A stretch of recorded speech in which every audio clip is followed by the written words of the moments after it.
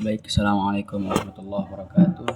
Saya akan menjelaskan 10 jurnal yang saya baca. Yaitu berikut pembahasan besar sintesis komprehensif dari 10 jurnal tentang akhlak tasawuf.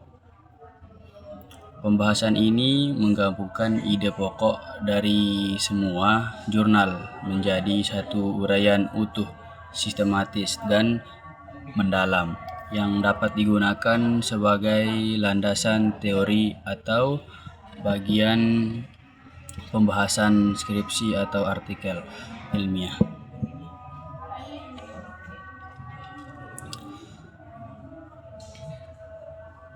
Pembahasan yang akan saya bahas ini tentang akhlak tasawuf.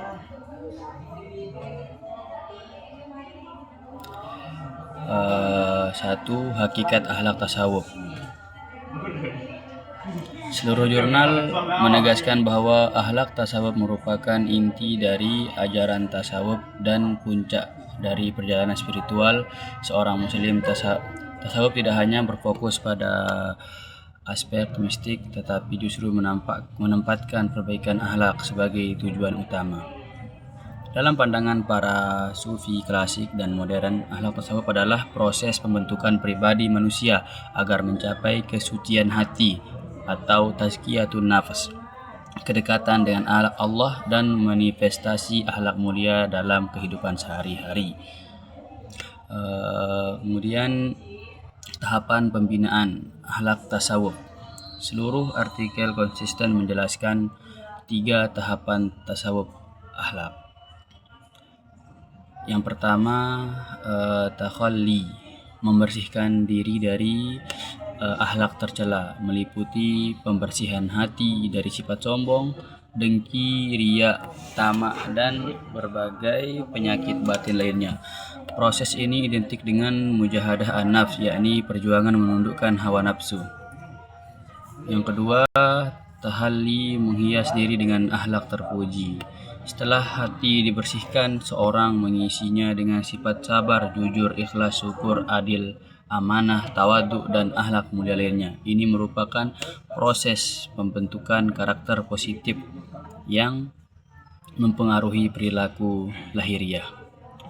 Kemudian yang ketiga, tajalli, tersingkapnya hijab antara hamba dan Allah, merupakan kondisi puncak ketika hati mencapai kejernihan sehingga sinar ilahi terpancar dan perilaku seseorang menjadi representasi nilai-nilai ketuhanan, akhlakul karimah atau akhlakul karimah.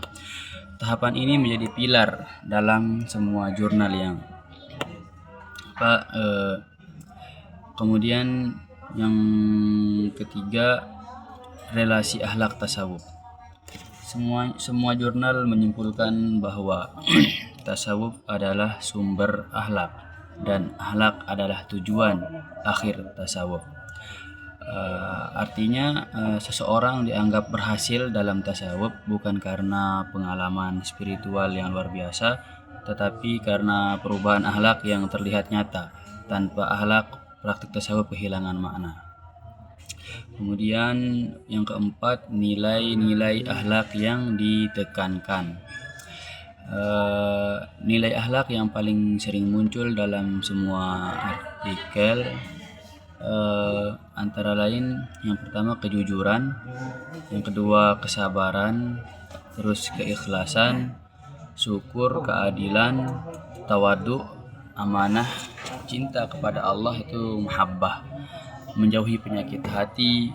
Semua nilai ini menjadi standar moral dalam tasawuf akhlaki dan menjadi fondasi pembentukan manusia yang berkarakter.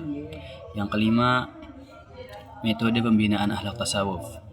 Dari berbagai jurnal ditemukan beberapa metode yang sering digunakan dalam pembinaan akhlak, yaitu zikir dan riyadhah atau ruhaniyah. Zikir menjadi metode utama untuk membersihkan hati, menenangkan jiwa, dan menanamkan kesadaran ilahi. Kemudian pendidikan tasawuf, pembelajaran melalui halaqah, kitab klasik, dan pembimbingan guru atau mursyid berfungsi sebagai kontrol dan arahan moral. 3. Tarekat. Bagi sebagian sufi, organisasi tarekat menjadi ruang praktik penyucian jiwa dan pendidikan akhlak secara terstruktur.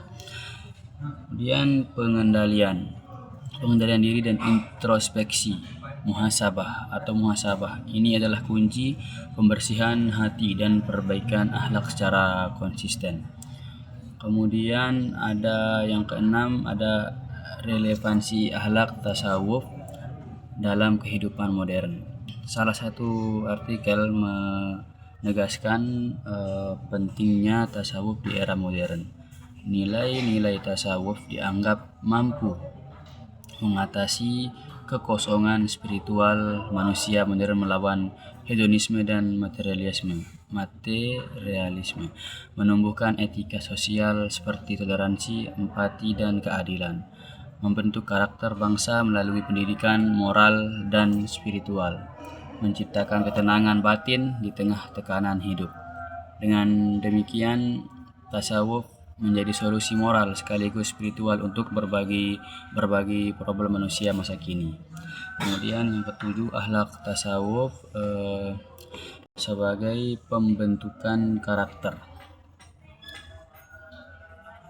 Jurnal-jurnal tersebut sepakat bahwa tasawuf berfungsi sebagai satu, pembinaan karakter individual, membangun pribadi jujur, disiplin, berintegritas, dan berperilaku terpuji.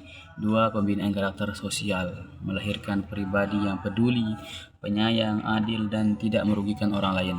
Yang ketiga, pembinaan karakter spiritual, menempatkan hubungan dengan Allah sebagai pusat kehidupan.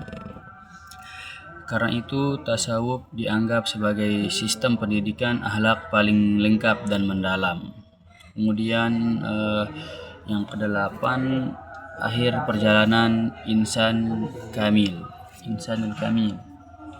Tujuan akhir akhlak tasawuf adalah menjadi insan kamil, yaitu manusia yang bersih jiwanya, indah akhlaknya, dekat dengan Allah, bermanfaat bagi manusia. Konsep ini menjadi titik temu semua jurnal ini. Kesimpulan dari yang di atas itu, dari sintesis 10 jurnal tersebut dapat disimpulkan bahwa akhlak tasawuf adalah inti ajaran tasawuf dan menjadi fondasi atau dasar pembentukan manusia sempurna. Yang kedua, pembinaan akhlak melalui tahapan tahalli, dan tajalli yang tadi merupakan model penyucian jiwa yang diakui oleh semua ulama tasawuf. Yang ketiga, nilai-nilai akhlak seperti jujur, sabar, ikhlas, dan adil adalah karakter primer dalam tasawuf akhlaki. Yang keempat, tasawuf memberikan metode konkret seperti zikir, muhasabah, pendidikan spiritual, serta praktik tarekat untuk membentuk akhlak mulia. 5. Di era modern, tasawuf menjadi solusi atas krisis moral, spiritual, dan sosial masyarakat kontemporer. 6. Kesuksesan seseorang dalam tasawuf bukan pada pengalaman mistis, tetapi pada akhlak mulia yang terwujud dalam perilaku nyata.